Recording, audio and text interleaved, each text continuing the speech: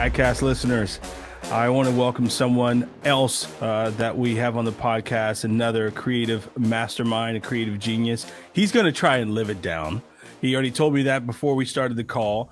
His name is Mr. Nick Bailey, and Nick is actually the CEO of futurefactor. And just to tell you a little bit about futurefactor, and then I'm going to let Nick tell you about who he is and what the company does. futurefactor is a global communications consultancy that helps creative innovators and ambitious brands identify, articulate, and amplify a leadership position.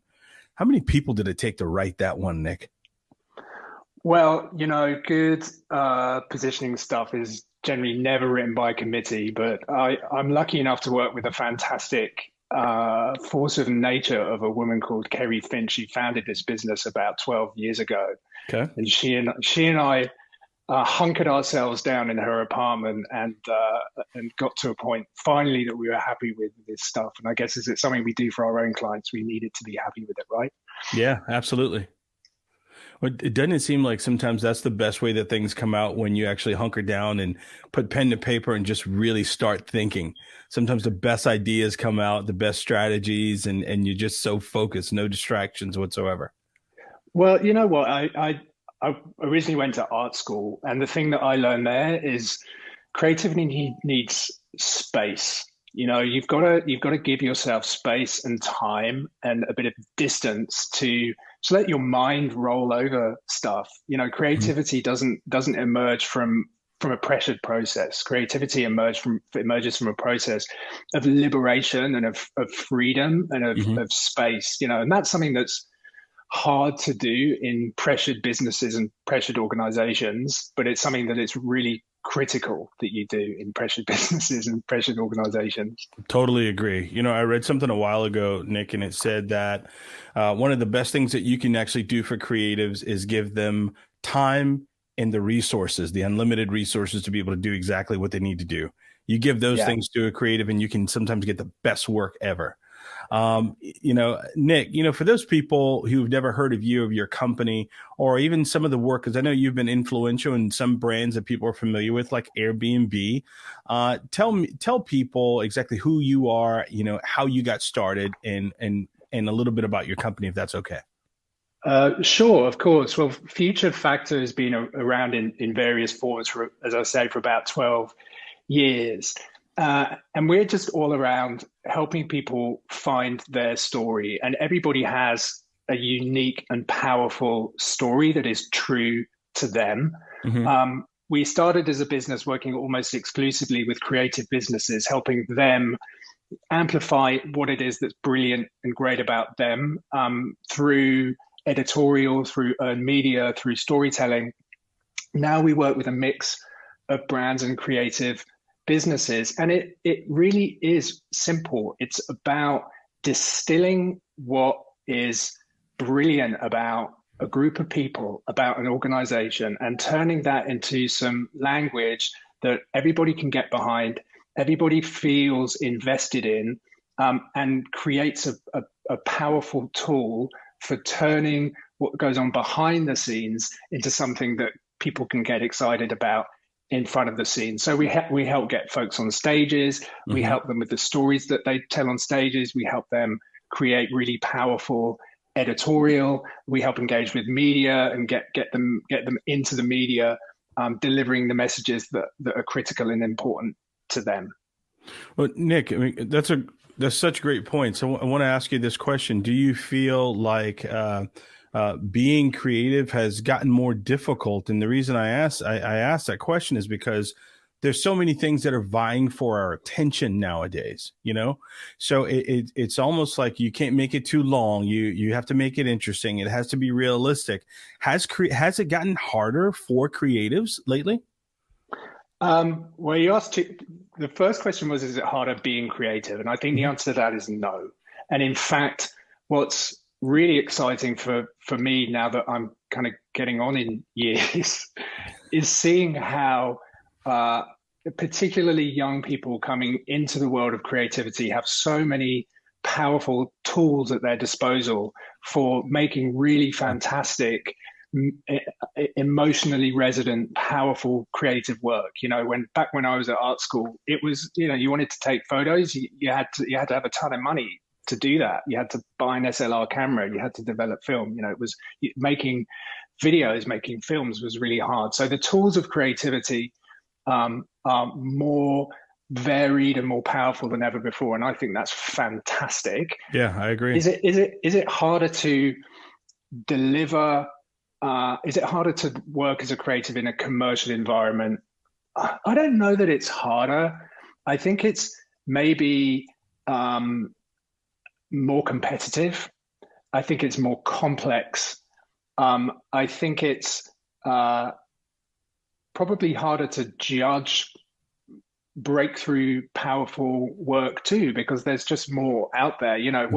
What's better? Is it the big multi-million-dollar TV spot that you see in the Super Bowl, or some brilliant, smart bit of creativity that you see on a TikTok series? And how does that latter thing stand up alongside work that's more resourced? So I think it's just a more complex picture, not necessarily more difficult picture.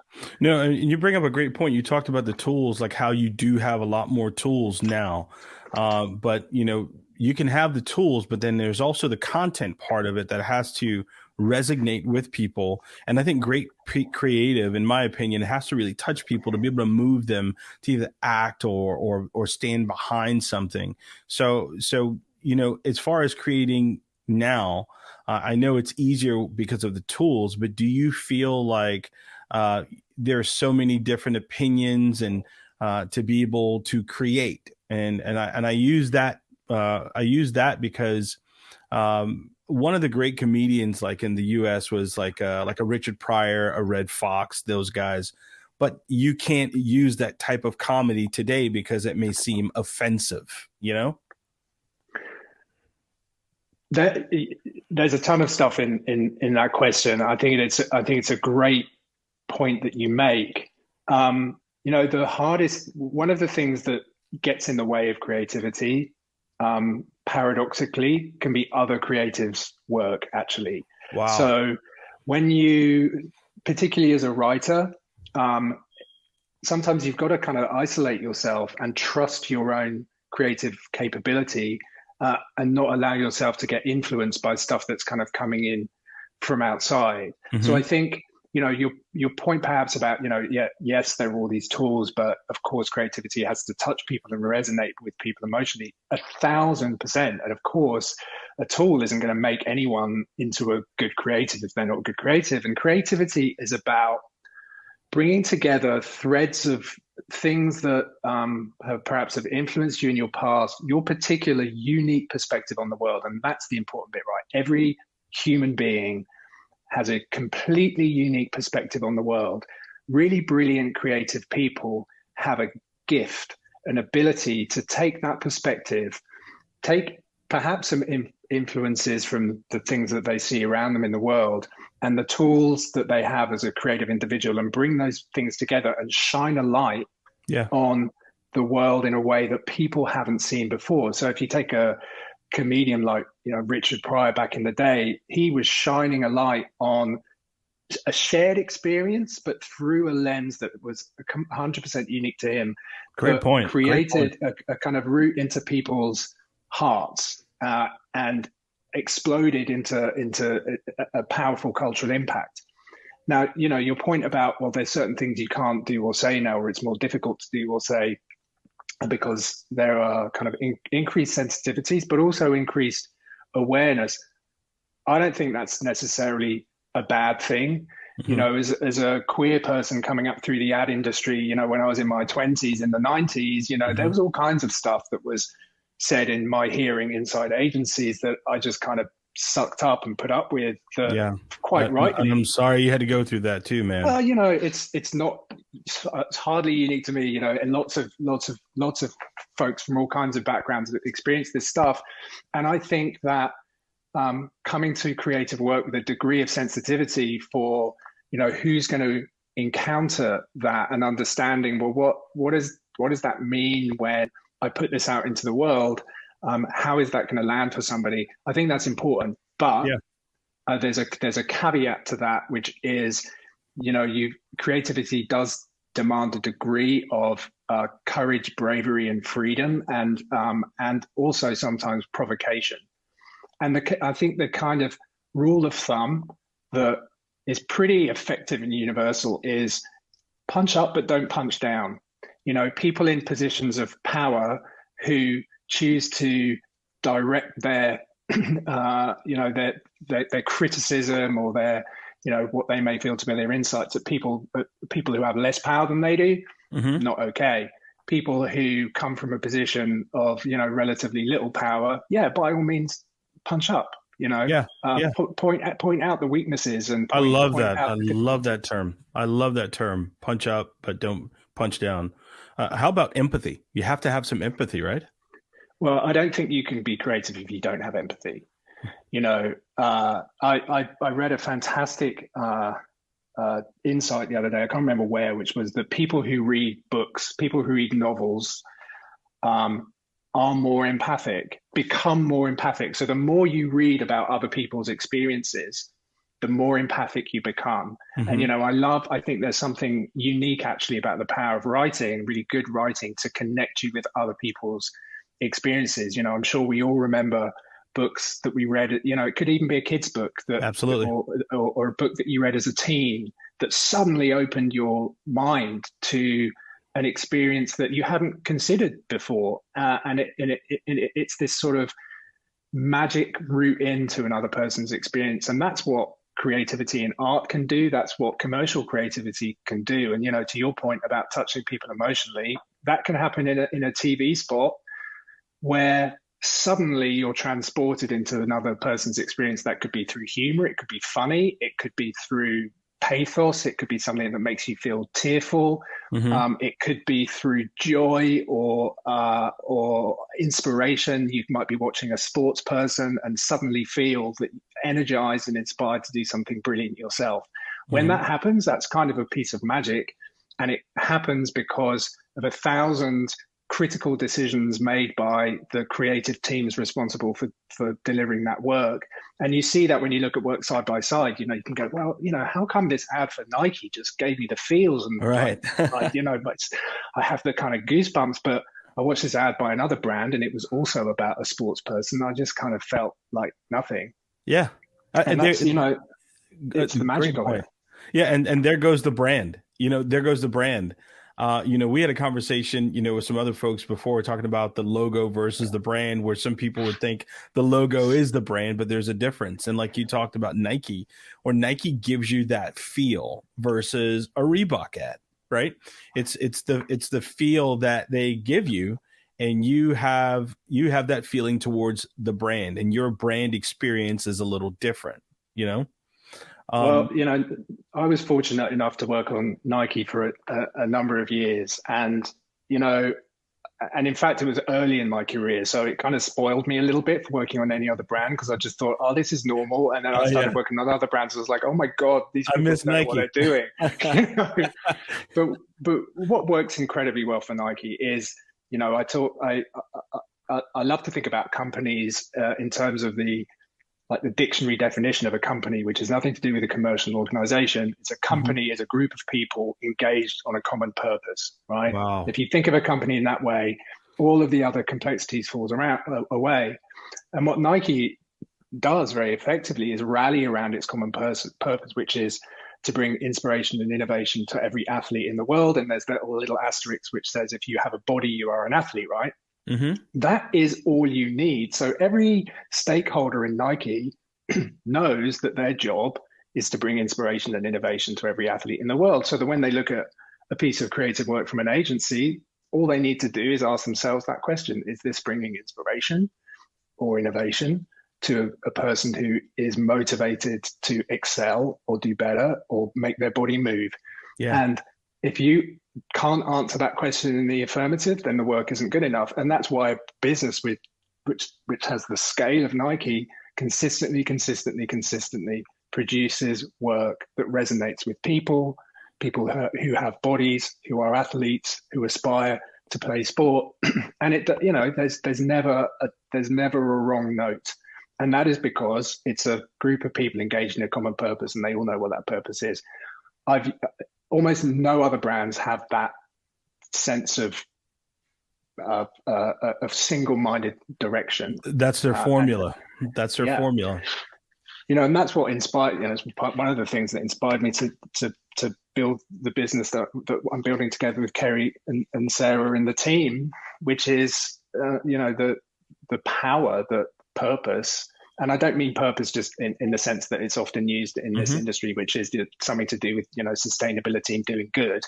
A purpose is what you're on this planet to do, and the power of that is delivers over and above anything else for an organization, for people, whether that's culturally or commercially. If you understand what your purpose is, you can do anything. Man, Nick, you make such a great point, and I'm glad you brought up that part, because like our company, we were 12 years old, and it wasn't until we got to like year 9 or 10 where we said, what is our purpose?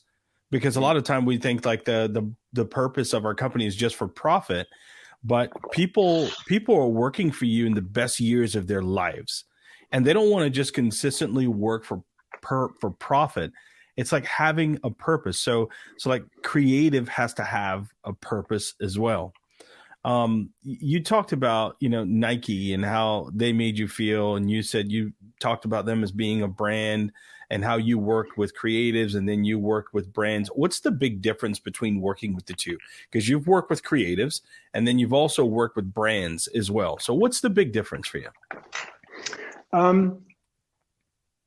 I wish I could. It's a great question, and I wish I could answer it simply, but I'm really struggling to see that there is a big difference, because when you boil it back, everybody's a human being and everybody wants the same thing. They want to feel that they, as an individual, have a purpose, that they understand what they're here to do. They want to feel heard.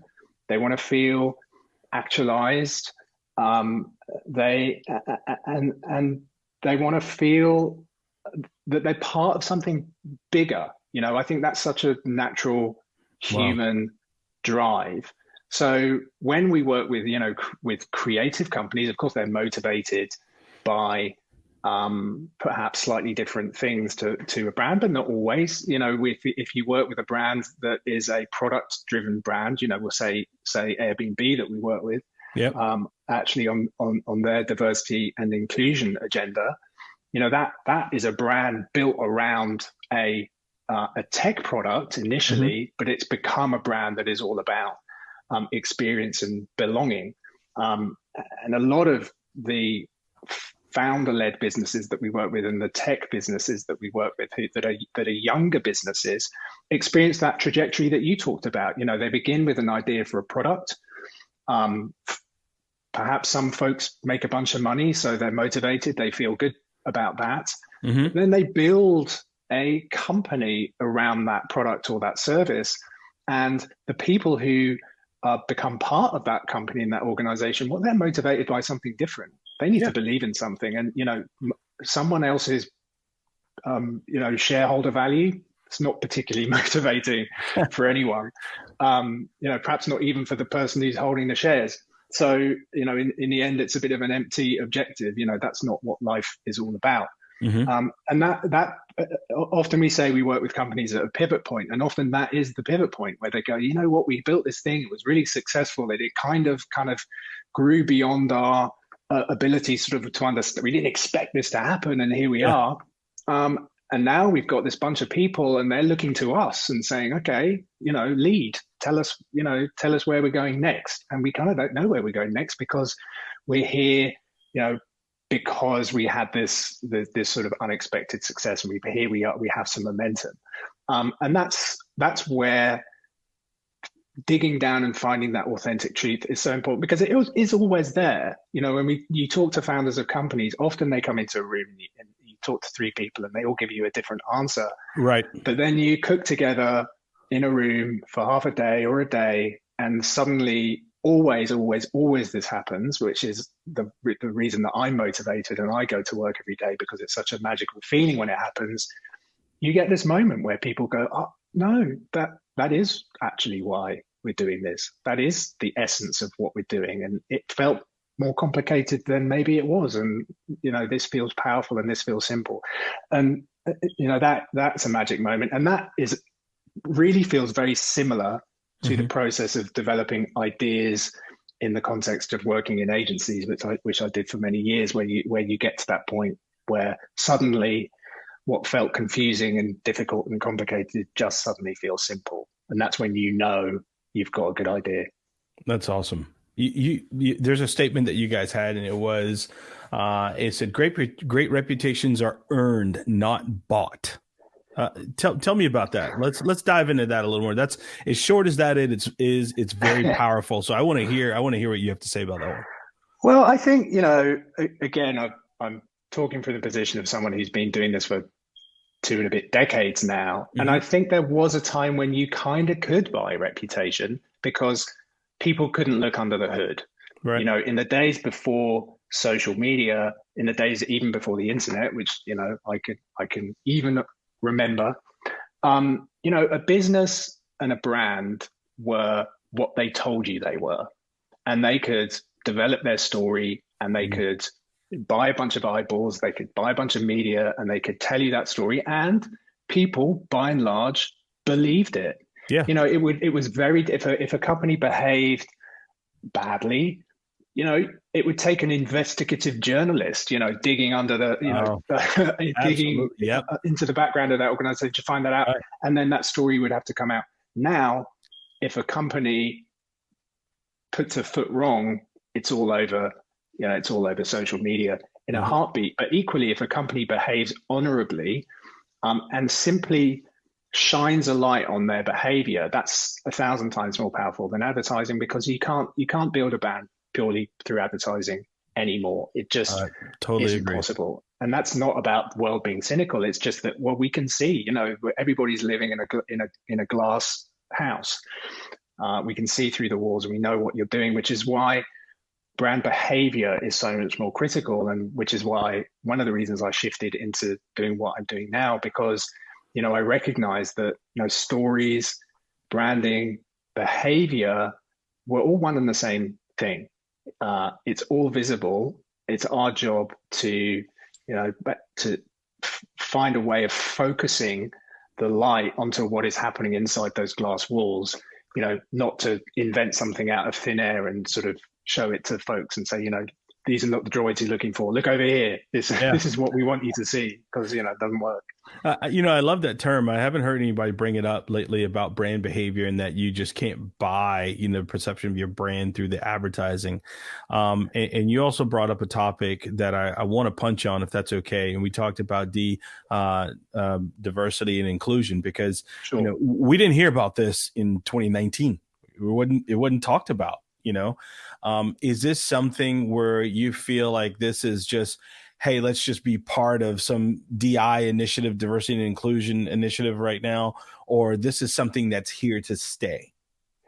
Well, I hope it's here to stay. I think there's a bunch of cynicism around it. I think, maybe some organizations are sort of paying lip service to it. But by and large, I think that what companies are doing is heartfelt. I think one of the things I used to talk about, I was part of the group at Cannes Lions when we the team at Cannes Lions put together the first glass line, which was a few years ago now, and that was to celebrate work that focused on gender equality. And at the time that felt kind of niche and surprising. And this was before the whole sort of Me Too movement and stuff. And it had a few people kind of scratching their heads. But in the time since that initiative, I've seen a massive difference in terms of the visibility of different communities in advertising. And, wow. People who work in advertising, I think, have recognized late in the game that they are powerful influencers of culture.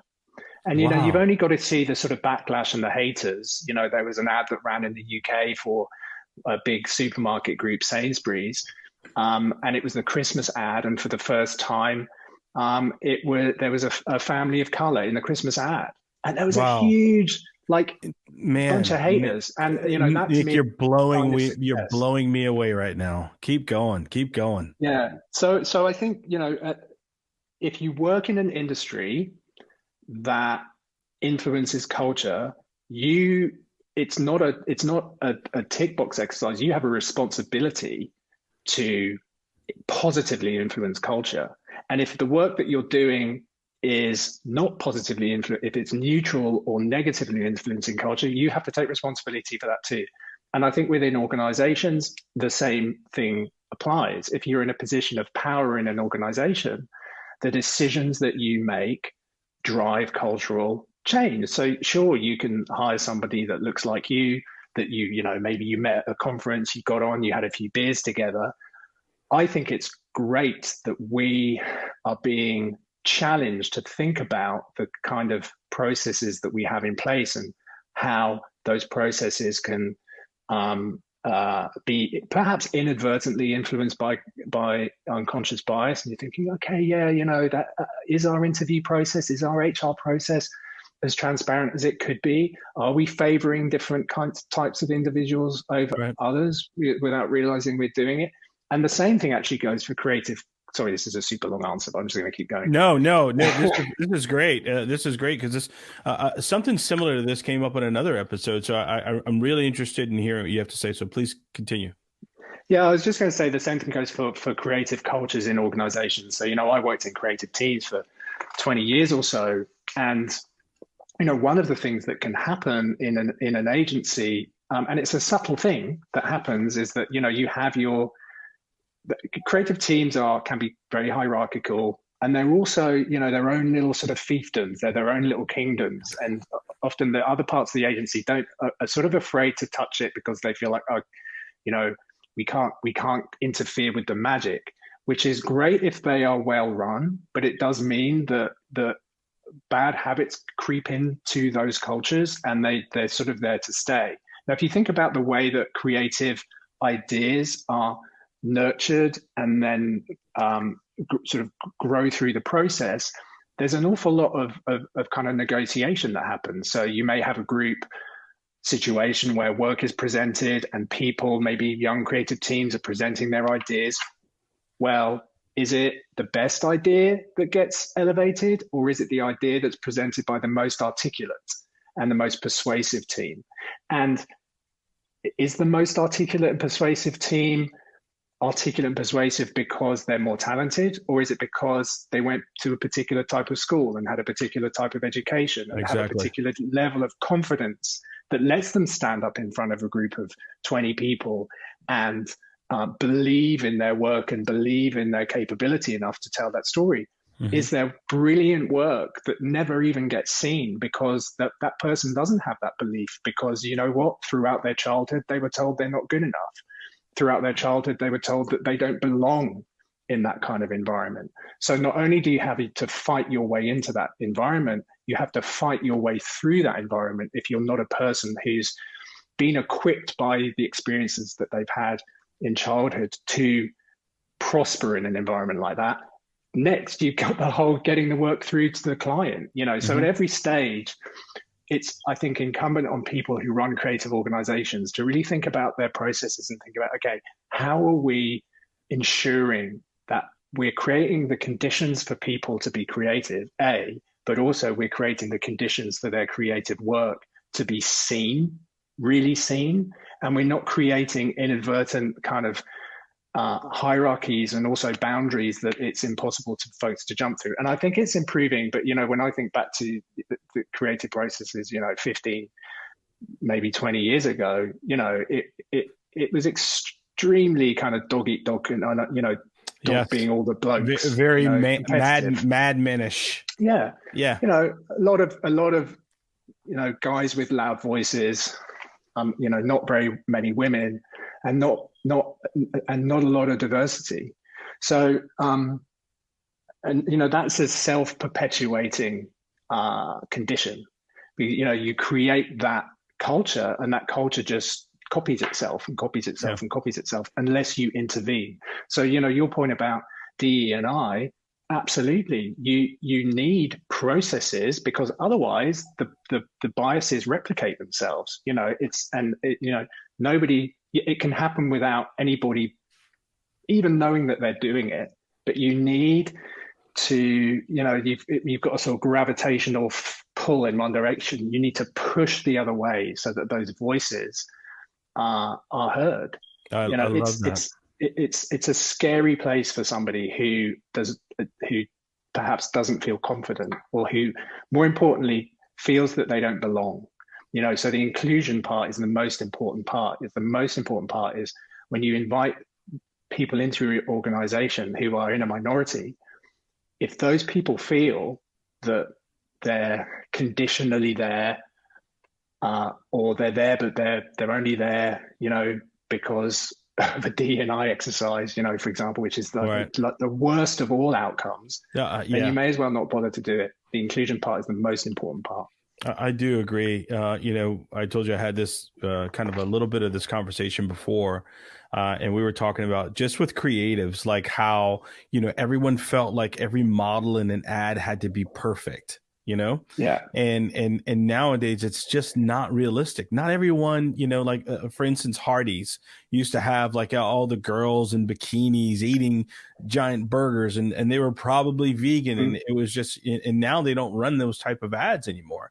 And I just see it like now it's such a big change. And I feel like if it was not paid attention to, then some of the best ideas in the world would be left out for sure. 1,000%. So, I know I keep saying there's that. And you know why that is? You know why it used to be that way? Because, who's making those decisions? yeah. Now, if you ever went into the people, well, there's the people casting the models, there's the people shooting the models. Hmm. Then there's the clients making the decisions about who's cast and who's shot. If those people all look the same, and guess what, none of them are women, it's going to end up a certain way. And then and I think Absolutely. what's fascinating about that world, if you went into a post-production house, in the noughties, and you looked at the desk of people retouching, they would all have been kind of a bunch of bros, and these are the people making the decisions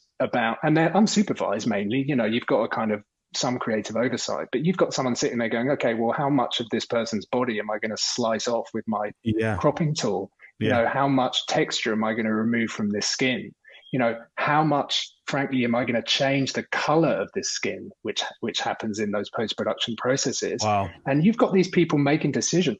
There's no oversight. And if you kind of line these folks up, it would be dominated by a particular kind of type of individual. And that's why, the drive to have more diverse teams creates the kind of outcomes that you're talking about, because suddenly the decision makers are different. Suddenly you've got a team of retouchers, and, certainly not half of them, but at least some of them are women. At least some of them are going, hang on, why did you just make that choice? And this went on for years without, in fact, the first big brand to really question it, God love them, was, Unilever with Dove and Campaign for Real Beauty. And, it must be 15 years ago or more, that amazing time-lapse piece of that model being retouched.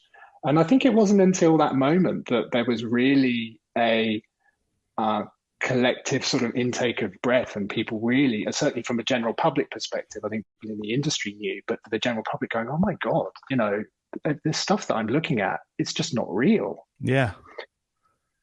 Wow. Oh my gosh, man. Great answers. I loved every bit of it. I loved every bit of it. I want to talk about some of the work that you guys are doing right now, and what you guys are really passionate about right now. You guys are actually helping creative companies, tech innovators, and ambitious brands be the best version of themselves. Yet another powerful statement. I want to leave that there, and I want to pause that right there, and then, ask you, when you begin to partner with a brand, do you make sure that they're a good fit for you before moving forward, or do you just say, hey, we have to get the bag, let's go after them? So how do you do it?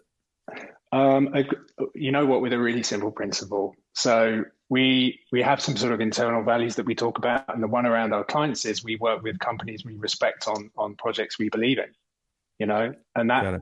it's really easy. Ask us. We can each ask ourselves that question. Can we respect certain types of businesses? Okay, Hmm. probably not. But those two sides give us a real give us some opportunity to reflect, which is really important because sometimes a business might Good come to point. you. You might say, "Oh, as a matter of principle, we're never going to work with brand X." Right. Okay, Hmm. but what if brand X comes to you and says, "You know what? We realize we've got a real issue. There's this aspect of our business that we want to change, and we want you to be that change for us." Okay, well, then that's a fascinating question, and that's arisen for us, a couple of times. We go, okay, well, if you were to ask me before, I'd be like, oh no, I don't want to work with that Right. brand. But you actually say to me now, do I respect these people, this company? Thinking about that definition I gave you earlier of a company, yes, I do. Do I believe in this brief? Hmm. Yes, I do. So you know what, we're going to take this on. At the end of the day, we as a leadership team need to be able to stand up to our people and say, hey folks, we're going to work on this. Now if somebody in the team says to me, can you defend that? If I Hmm. can't answer that question, Right. then I've got no right sitting in the chair that I'm in. How important is a good team to you, Nick? Well, there's no company without a good team. And again, I'll say it again. A company is a group of people engaged in a common purpose. A company isn't the leaders. A company isn't the building. A company isn't the process. A company is the people. And you said it earlier. People give their best years Yeah. to their jobs. Yeah. They, if you can't look at somebody in the eye and go, I think this is the best place for you to be right now, then what kind of a human being are you? So Wow. yes, that is important. Yeah. I mean, you think about it, you get a 30-year-old who's been with you for 6 years, they spend 20% of their life with you. That's I a know. lot. A That's a lot of lot, marriages don't Nick. last that long. Exactly. That's a lot. You know, Nick, tell me, I mean, what's on the horizon for you guys right now? What's on the horizon for you guys? Well, I think the prediction game is sort of littered with folks who got stuff wrong. So I'm not in the prediction game, but what I will say is we've really well, our name is Future Factor. We're really excited about the future. Mm. So if you'd have said to me, 2 years ago, okay, this horrible pandemic is going to come, Yeah. Yep. what's that going to do to you? Now, of course, that's not something anybody can feel excited or positive about.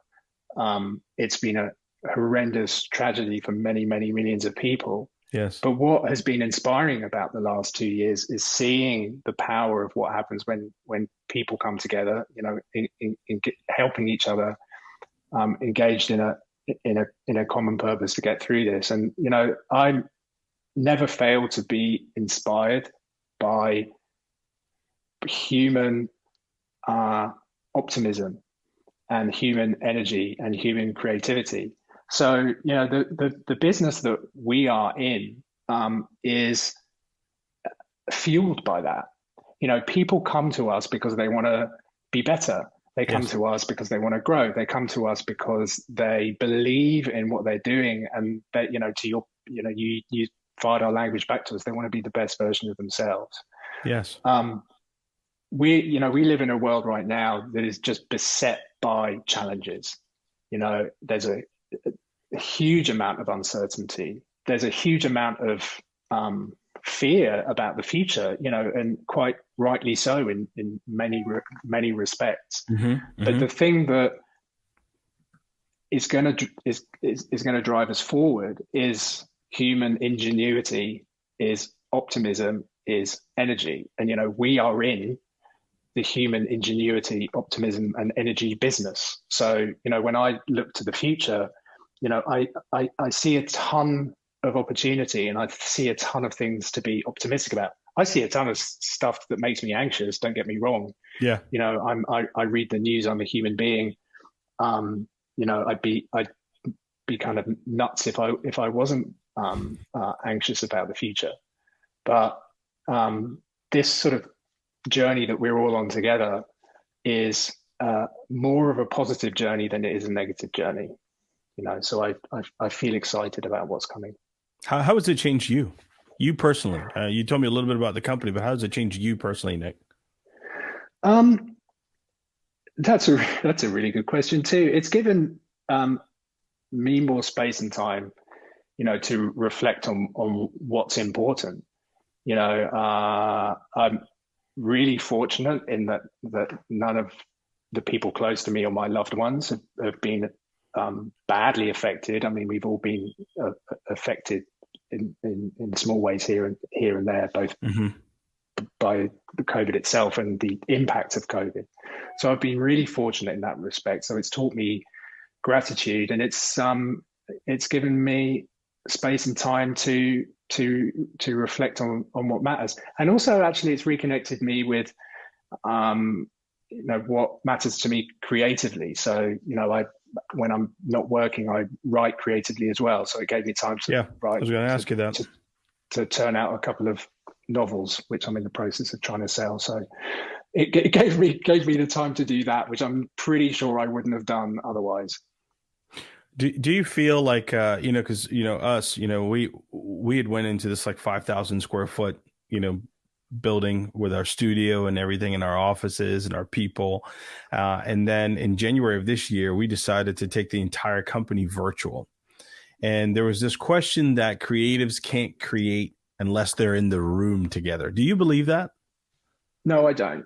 I don't. I think that certain like magic can happen when you're in a room together, but equally it can happen when you're conversing in different ways. I mean, thank goodness. One of the things that Hmm. I was reflecting on is like, imagine if this pandemic had happened not in 2020 but in 2010, Oh, where we didn't have there was, technology.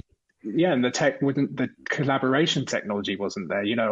My memories of those days is running around with key drives, being confused about which version of the keynote presentation we were all working on, and like realizing you had the wrong run in the back of the cab on the way to the pitch. All that Oh my crazy fun, gosh. right? Like, a simple thing like everybody working on Google Workspace and being able to collaborate, a simple thing like everybody being able to talk, and it was invaluable for me personally. But my Hmm. my sister, who I'm very close to, was in the UK. I was in the Netherlands. She fell pregnant at the beginning of COVID. The whole pregnancy, had the baby, wasn't there for any of it, but because we could talk over Zoom, I Wow. felt connected. And so in many respects, what a terrible thing that's happened to the world, but what a lucky thing that it happened when it did and not 10 years before. So when it comes to creating companies in imaginative new ways, I think it's unlocked and unleashed possibilities that we hadn't considered before. I think, of course, there's a value to human connection and being together. And if you are operating primarily across video conferencing and stuff, it's just important that you manage that and you get Yes. outdoors and you don't spend your whole time in front of a screen. But like I said, if you've got that shared purpose, you could, a company could be 1,000 people who are all 1,000 miles away from each other. If they all understand what they're doing and why, you have a really strong, powerful sense of cohesion. I think there are businesses that are all in one building that don't have that. That folks don't feel connected to and don't feel that they have a stake in. So it's not a question of proximity; it's Hmm. a question of belief. I heard something someone said. He said, the relationships at work, they're not built at meetings, they're built in between the meetings. You know, that's how you build the relationship with people. I enjoy this conversation so much. So I hope I didn't, grill you with a bunch of questions, but there's one big question that I want to ask you, and you and I talked about it before the camera started rolling, and that is by Adweek saying that you are one of the most influential people in 2011. Tell me how that came about, and tell me, what does that mean to you? Well, it meant a lot of the time. It's a long time ago now, but at the time I was working at a really itself influential company called AKQA. And Adweek were looking around the world at like who's doing the work that is really driving change. And it so happened that I was working on the brand Heineken at the time. And and as I said to you before we started the conversation, that these sorts of endorsements, of course, are flattering and powerful, and can make a big difference to a person. But it's the organization that you're part of and the team around you that makes this stuff possible. So the work that we were doing on Heineken was about bringing together lots of things that were sort of the driving change in the industry at that moment. So we were looking at mobile gaming for a beer brand. We were looking at, and it was connected to the world of football. So we were creating a real-time mobile game that you played while you were watching the UEFA Champions League that Heineken sponsored. And that there are these sort of phenomena that are happening in digital and in creativity where folks are talking about stuff. Oh, the next thing's going to be X. Yeah. And then somebody does it and everyone's like, oh, wow, they actually pulled it off and it actually worked. So I was fortunate enough to be part of the team and leading the creative team in Amsterdam at the time that was making that happen. So, and when you're the first at something, then you're always the first at something, and that's great because no one can kind of take it away from you. Now, people are doing stuff that's just a billion times more engaging and brilliant and fantastic. But it's about sort of a lot of this stuff, mate. I'd love to say it's down to talent and capability, but it's about being in the right place at the right time. Nick, how much do you feel like social media has just changed not only the way we communicate, but the way we create? Well, I think those two things are inextricably linked. I think there's a ton of stuff that I'm kind of sad about in terms of the way that social media has changed the way that we communicate. Mm-hmm. And I think that's a function of the way that the organizations that run those platforms make their money. I think it was probably unanticipated that the attention economy, as it's become known, there's a brilliant book called The Age of the Surveillance Economy, which and I forget the name of the author, so forgive me for that. That's okay. We'll find it and put it in the show notes too. Yeah, it's a sort of powerfully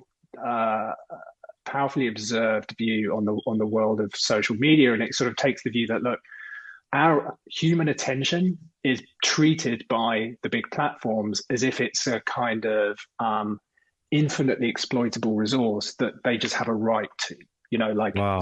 And she draws the parallel to, back in the 19th century where companies said, oh, okay, well, we're going to dig for oil. And, when we find it, it belongs to us and we get all the money. But, the oil belonged to countries and, where did all the wealth go? So that she draws that parallel. And I think it's a powerful one because if you think about how social platforms monetize your attention, yes, then the time you spend on those platforms, you start to look at it in a slightly different way. And then the way that the algorithm works to keep you there influences the type of content that is financed and frankly all of our collective view on the world. And the unintended consequence of that is that divisive, provocative, negative content generates more income than positive content. Yes, it does. It's like the old saying, bad news travels fast, Totally, makes more money. And, one thing that sort of frustrates me about this sort of, frankly, I think slightly manufactured conflict between what's called the mainstream media and, people who quote unquote do their own research. It's like, okay, but you're doing your own research via an algorithm that is from prioritizing content that is creating more clicks. This is not an objective view on reality. So I think that's really sad.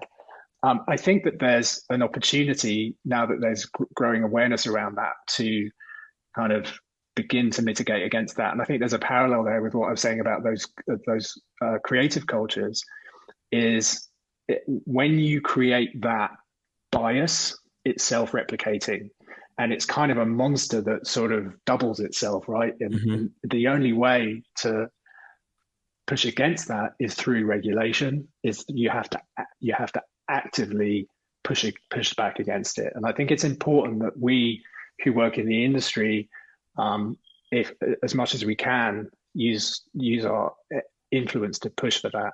Now, when it comes to creativity, of course, those platforms offer opportunities for people to build profiles and to monetize their capability more than ever before. Sorry, just realized my Mac was not plugged in, which is just such an amateur error. That's all right. So forgive me for being momentarily distracted. That's okay. So it shines a window on creative people, but I think that what I'd love to see more of is building the power of community between creative people, because it's being a person who's trying to monetize their ability on a social channel today. It's a hard slog if you're a young creative person, and it encourages a kind of individualized, competitive approach to being creative rather than something that's more about collaboration. Because if I'm building my YouTube channel or my TikTok channel, I want more attention than you. I'm kind of sucked into the whole sort of vortex of the attention economy. Absolutely. Yep. Right. So I'm trying to kind of elbow everybody else out of the way. It's great if you're the person in front. It's less good if you're the people behind. So I think it sounds like I'm quite down on it, but I think there's an opportunity for us to be better. Nick, here's my last question to you. Do you think it's better to make creative that is loved or respected? Oh, wow. Okay. I want to cheat and say it's better to create something that's respected and loved. I think that our most powerful motivating force as human beings is emotional. And, if I was to boil that question down, I'd say, well, really, respect feels more rational than it feels emotional. And if I was to look at something on paper and go, well, okay, they did this, and this, I kind of, respect to that, versus something that touches my heart, which I'm still going to be thinking about in 5, 10, 15 years time. That's what creative work exists to do, in my view. I talked a few questions ago about, the power of books and the power of literature to connect with people. I still think about stuff that I read, as a 14, 15-year-old, and I didn't analyze that piece of writing and come to the view that I should respect it as a solid piece of craft. It touched me. And I think creative work that does that is timeless and also will last forever. Man, I think that's the perfect way for us to be able to end this. Nick, man, you've been a great guest. I enjoyed the conversation so much. I look forward to me reaching out to you on LinkedIn for us staying connected. I really appreciated the conversation. I enjoyed it so much. And I want to thank those who are out there listening to both Nick and I on the Adcast today. And if you feel this podcast has been good to you or a resource to you, please like it, share us, and give us your best remarks as much as possible. And more than anything, we want to thank you for you giving us your most valuable asset, which is your time. It's one thing you can never buy and never get back. Thank you. And this is the Adcast.